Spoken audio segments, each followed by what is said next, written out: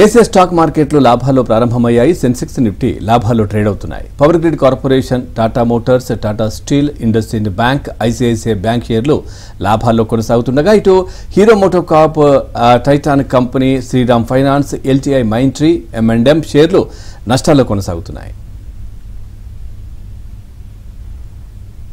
ఈ రోజు మార్కెట్స్ పై వారి విశ్లేషణ తెలియజేసేందుకు బిజినెస్ అనలిస్ట్ రత్నాకర్ గారు లైవ్ లో సిద్ధంగా ఉన్నారు. Good morning sir.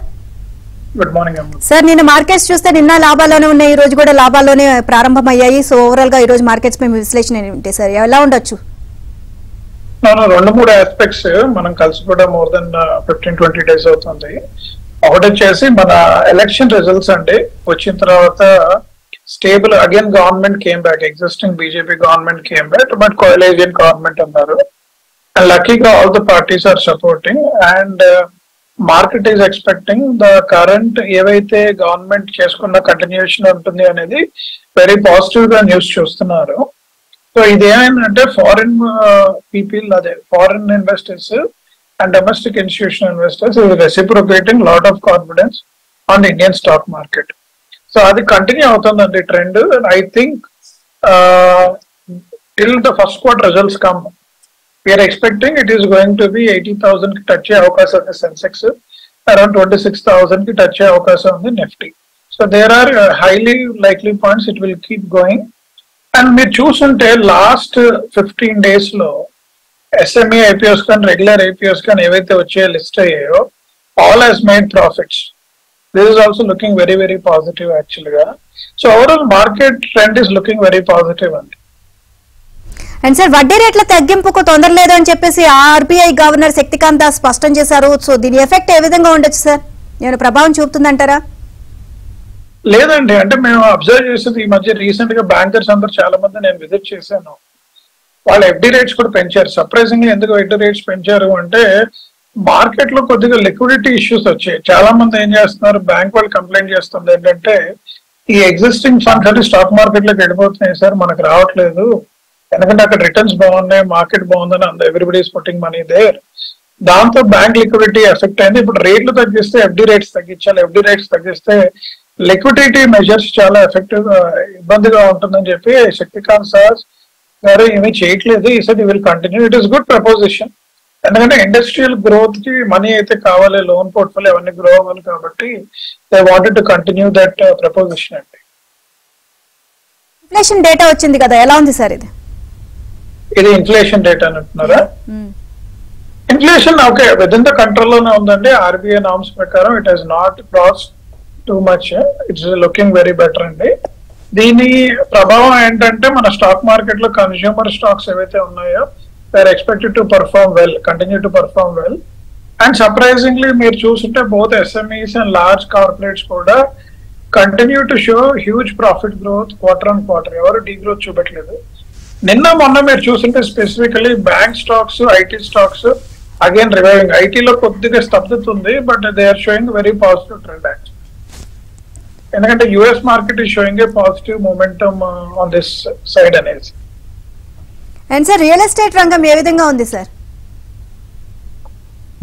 Real estate అంటే ఇప్పుడు it is growing, at least inflation level లో గ్రోత్ ఉంది. రీసెంట్ గా JLL వాళ్ళు ఇచ్చిన రిపోర్ట్, అంటే వాళ్ళు one of the market leaders in real estate, both commercial real estate గురించి రిపోర్ట్ ఇచ్చారు అండ్ రెసిడెన్షియల్ రియల్ ఎస్టేట్ గురించి రిపోర్ట్ ఇచ్చారు.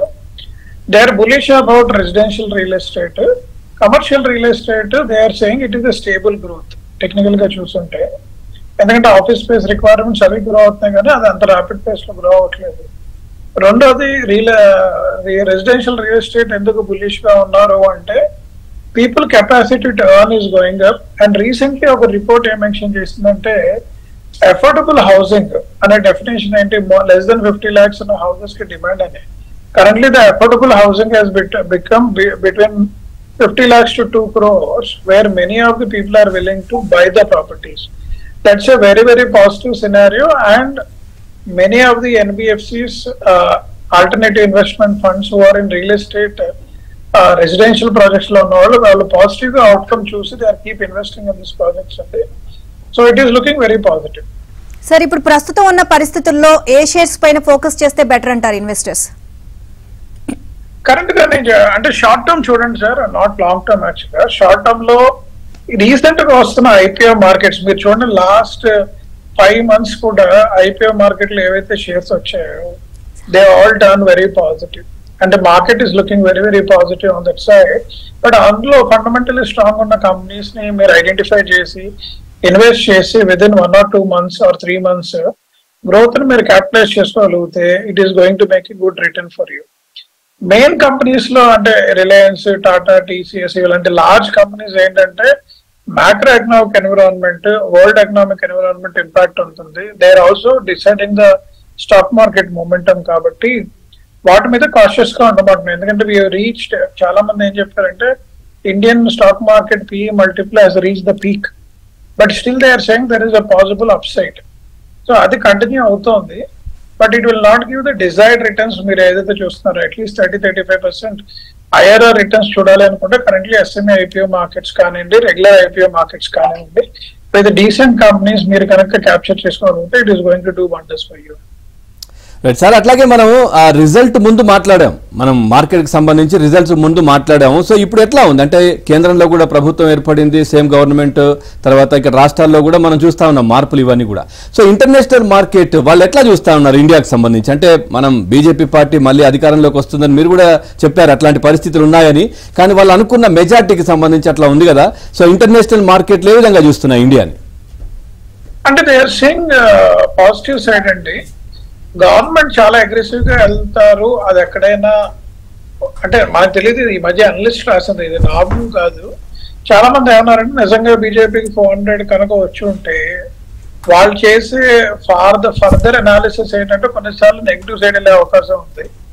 కరెంట్ కోలేజియం గవర్నమెంట్ ఉంది కాబట్టి ఇప్పుడు అది చూసి ప్రతిదీ కూడా ఇండియన్ కన్స్యూమర్స్ కి ఏదైతే ఇంపార్టెంట్, ఇండియన్ పాపులేషన్ కి ఏదైతే ఇంపార్టెంటో అది continue to focus. And existing ఏవైతే చేశారో అంటే బుల్లెట్ ట్రైన్ దగ్గర నుంచి, పవర్ ఫైనాన్స్ దగ్గర నుంచి, అంటే మీరు రోడ్స్ అండ్ డెవలప్మెంట్ దగ్గర నుంచి, అది expected to continue very well for the government is concern. So that has been seen very positive from the market. And international community కూడా వెరీ ఆప్టిమిస్టిక్ గా ఉంది. రెండోది మోడీ గారు ఏంటంటే వరల్డ్ మార్కెట్ లో ఒక పెద్దన్న రోల్ వచ్చే పరిస్థితికి వచ్చారు. అటు యుఎస్ స్ట్రగుల్ అవుతున్నారు, ఇటు Russia is still struggling, China ఏకాక్ అయిపోయింది. That's what people are saying. People are not looking at China for doing any kind of ఈ మధ్యవర్తిత్వం చేసే అవకాశం లేదు. ఒక ఇండియన్ గవర్నమెంట్ మోడీ గారికి ఆ కెపాసిటీ చాలా ఉంది. So they are saying this particular trend is a very very positive situation overall for the country అనేది వాళ్ళు అబ్జర్వ్ చేస్తారు సార్. సార్ అట్లాగే కొత్త వైరస్ భయాలు కూడా మళ్ళీ మొదలయ్యాయి. మీరు చూసే ఉంటారు, జపాన్కి సంబంధించి కూడా మళ్ళీ ఒక కొత్త వైరస్ ఏదో వచ్చిందని చెప్పేసి మళ్ళీ వార్తలు రావడం ఇవన్నీ కనిపిస్తూ ఉన్నాయి. సో ఎట్లా ఉంది మరి మెడికల్ రంగం, ఏ విధంగా ఉండే అవకాశం ఉంది? ఫార్మాకి సంబంధించి ఏం చెప్తారు? ఒకటి సార్, ఇవన్నీ చిన్న చిన్న టర్మాయిల్స్ మాత్రమే. ఒకే ఒక మన అంటే మీరు లుకింగ్ ఇంటూ మన పర్టికులర్ హిస్టరీ ఇది చూసినా సరే అండ్ కరెంట్ సిచ్యువేషన్ చూసినా సరే 2027లో మెంటల్ హెల్త్ అంటే డిప్రెషన్ గురయ్యే అవకాశం ఎక్కువ ఉంది. ఎందుకంటే ఏదైనా ఎక్సెస్ అయ్యి, ఇప్పుడు ఆర్టిఫిషియల్ ఇంటెలిజెన్స్ అంటున్నారు, జనాలు కంఫర్ట్స్ పెరిగిపోయి, మల్టిపుల్ ఆప్షన్స్ పెరిగిపోయి, అది ఏం చేస్తుంది అంటే పిల్లలకి ఏదన్నా తేడా వస్తే డిప్రెషన్ ఫాలో అవుతున్నారు. మీరు ఆల్రెడీ చూస్తున్నారు. అదొక్కటే మనకున్న గ్రేట్ డిప్రెషన్ అనేది ఒక కాన్సెప్ట్ మాత్రం చెప్తున్నారు మన forecast tellers. But in between వచ్చేవన్నీ టెంపరీ చిన్న చిన్న ఇష్యూస్ సార్. ఇప్పుడు కరెంట్లీ కోవిడ్ ఒకటే పెద్ద ఇష్యూ తప్పించి దాని తర్వాత they are not seeing. And government is all the governments are well ready. We are getting products much faster. COVID has proved it can do wonders for overall country. So please don't consider any of these aspects as a situation for stock market is concerned. Sir రాను రాను IPS లకు పెద్ద companies రాబోతున్నాయి అని చెప్పేసి అయితే జరుగుతుంది. So అంటే రానున్న రోజుల్లో ఐపీఎస్ ట్రెండ్ ఏ విధంగా ఉండొచ్చు అంటారు sir? IPS is continue to do well and people are saying at least for next 2 years Modi government continue to be there kabatti next 2 years we are seeing very very very positive side andi. Meeku oka reason stock market versus gold versus real estate versus fixed deposits ante mutual funds or fixed deposits. Today stock market is continue to give great results in India compared to any other country. So most of the people are looking at India in a very positive optimism. రెండోది మీరు చూస్తుంటే foreign inflows, FDIs తగ్గిపోయాయి, foreign inflows తగ్గిపోయాయి. In spite of that rupee is not depreciating much larger. అది stable గా run అవుతుంది. ఈ situation లో కూడా గవర్నమెంట్ తీసుకున్న కొన్ని మెజర్స్ స్టెబిలిటీ కంటిన్యూ అవుతుంది. థర్డ్, ఆయిల్ ప్రైజెస్ మనం అనుకున్న విధంగా గ్రో అవ్వలేదు, it is degrowing. Electrical vehicle phenomenal growth is a very positive news across the world.